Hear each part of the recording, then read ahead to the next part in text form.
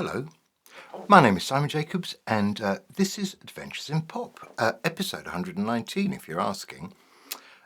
Welcome along. I'm going to cover a couple of things in this episode. I'm going to talk a little bit about Elton John at Glastonbury last week, because he's won so many plaudits. We just need to comment, I think, and also, millions and millions of people watched it on TV. And I'm going to resurrect a very old song that didn't make it. It's one of those songs that didn't ever get onto an album, but sometimes when I go back and look at them, I don't really know why. So I'm going to find you an old song from a couple of years ago that never went anywhere called You Are My Everything, and we're just going to have a quick look at that, and I'll play it for you. Can't say fairer than that, can we?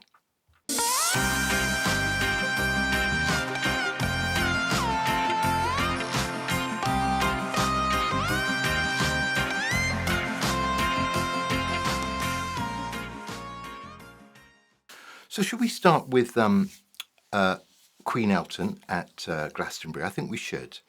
Apparently 7 point something million people tuned in to watch him live on the telly, which is by quite some distance, I think, the record of numbers of people actually tuning in to watch any artist at Glastonbury. So I think a big well done for that straight away.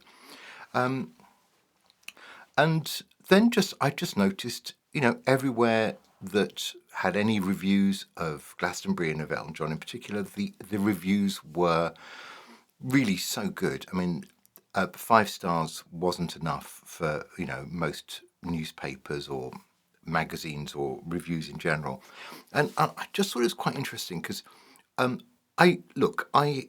me explain where I'm at with Elton John. I really like him as a person. I think he's a brilliant kind of trumpeter of brand new artists, a real champion of the new, and that is great straight away. I have always loved his kind of brazen, upfront, straightforward, no nonsense kind of view of things, which is good. He's prepared to say whatever he wants to say, because I think he's reached that point where, A, people will listen, and B, people accept whatever he says, basically. And that's kind of curious, and I like that. So look, Elton and I go back a long way, because, I'm just that age, but I come from the exact same place that Elton. I mean, not when I say exactly, I'm not the same house, but certainly the same suburb of northwest London when I was little. So Elton's from Pinner, so am I. That's about as far as it goes, really. We went to different schools. He was and still is quite a bit older, but I've always had a lot of time for Elton, and I think what he proved at Glastonbury was that he has a back catalogue that is completely extraordinary. So good on him for that. I think, it was just hit after hit. He knew that Glastonbury was not the place to, introduce a few lesser known album tracks and, go deep into one or two of his early albums. That was not the right thing to do, so he didn't. He stuck to hit after hit after hit. My problem with Elton is his voice, actually. If I know, and if he's watching, I'm sorry, but he does sometimes sound like he is the foghorn on a ship.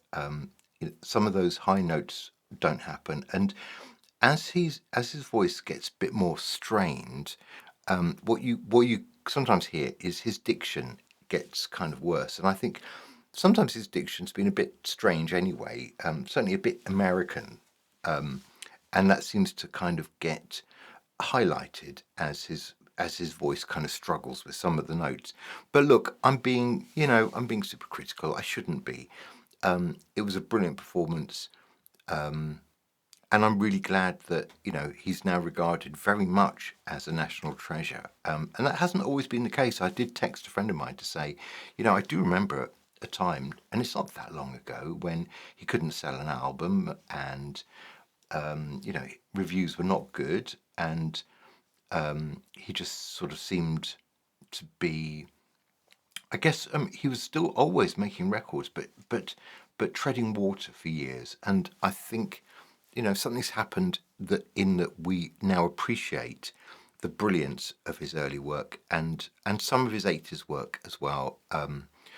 Possibly as far as into, I guess it was early 1990s when he did Sacrifice and had that big number one hit. So, number one hits for Elton have not always come easy in this country. In the 70s, he was much bigger in America than he was here. But his time has absolutely come. Obviously, it's late in his career. He's saying he's not going to perform another concert in this country. But, I wonder, I kind of think there'll be some other opportunity for him to get up on a stage with a piano and jump around and shout and stuff. So, look, well done, Elton. I don't love every song that he's ever made, but I do think it's one hell of a rich back catalogue, and he was prepared to, show it to the world. So good. On a very different subject then, a few years ago, 2 years ago, in fact, I've just sort of dug this out the other day. 2 years ago, I wrote a song called You Are My Everything. And as I say, for every now and again on this series, I like to go back and have a look at old songs that never made it for whatever reason. And obviously at the time, the reason would have been that I didn't think it was as good as some of the other ones that I thought were better. And, so that it's kind of obvious that I didn't think that for whatever reason it had sort of made the standard. But when you go back and look at it a little while later, it's kind of hard to know what exactly I thought was wrong, or what I thought the standard was, or what is the problem exactly with a song like this. So I'm going to share it with you. It's I'm not asking for for a petition to be signed to get it to be released on an album or anything like that at all. It's just for fun. You can have a listen to it. This song, You Are My Everything. What I remember in trying to write this was that I was quite interested in trying to write a love song as if I was really struggling to find the right way to express emotions. Okay, so I'm trying to make it sound like I'm having trouble working out how to say I love you to somebody. So, for example, the opening verse, it says, I don't want to hold your hand or gaze into your eyes. I'm not that kind of man, and I won't sing you lullabies. Emotional intelligence, how 21st century. But if you need reassurance, maybe I should give you clarity. So obviously, in this song, I'm needing to tell somebody that I really, really, really do love them, and I'm struggling with the words. So the chorus goes, you are my everything, everything you are. To the greatest extent, you're 100%. I'm talking about all the way to the furthest, dimmest star.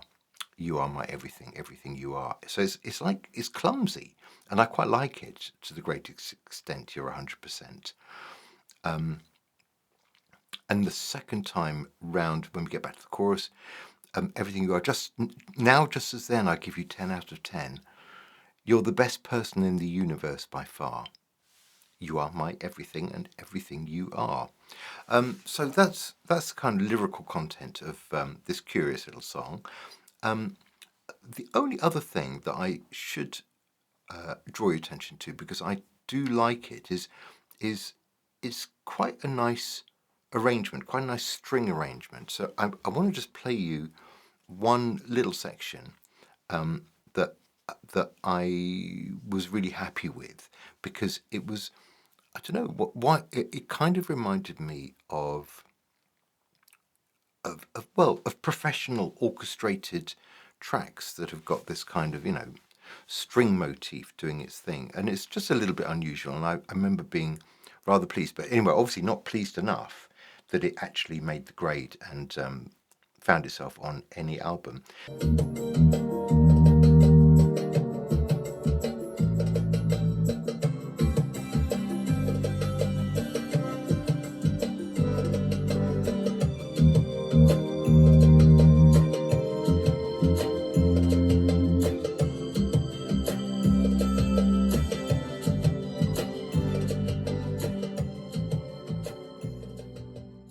So it sits, slightly forlornly on the shelf of rejects, and amongst many, many, many, many, many songs, because it's always good to make sure that you've got your quality control thing working.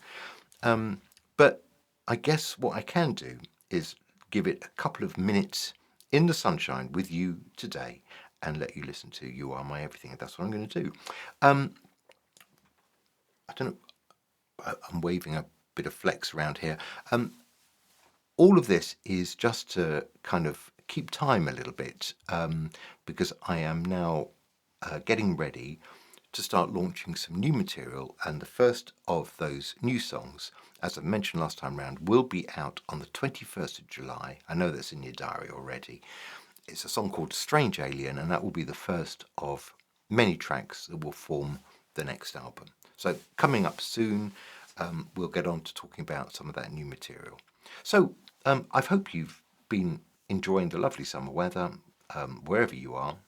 And, obviously in the Northern Hemisphere. If you're in the Southern Hemisphere, I think it's probably more like winter weather, isn't it? I do know that. The Earth is round, and yeah.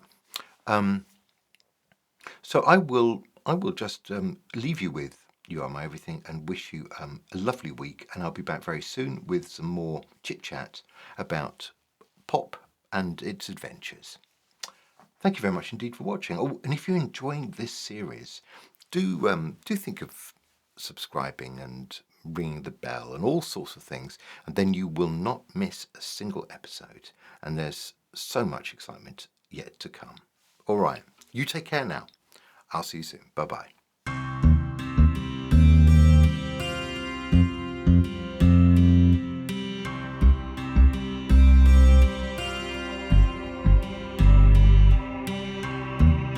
I don't want to hold your hand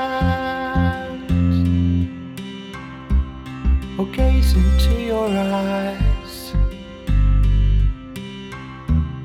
I'm not that kind of man.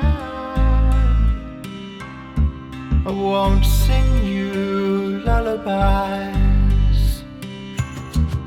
Emotional intelligence, how 21st century. But if you need reassurance, maybe I should give you clarity. See, you are my everything, everything you are, to the greatest extent. You're 100%. I'm talking about all the way to the furthest, to the dimmest star.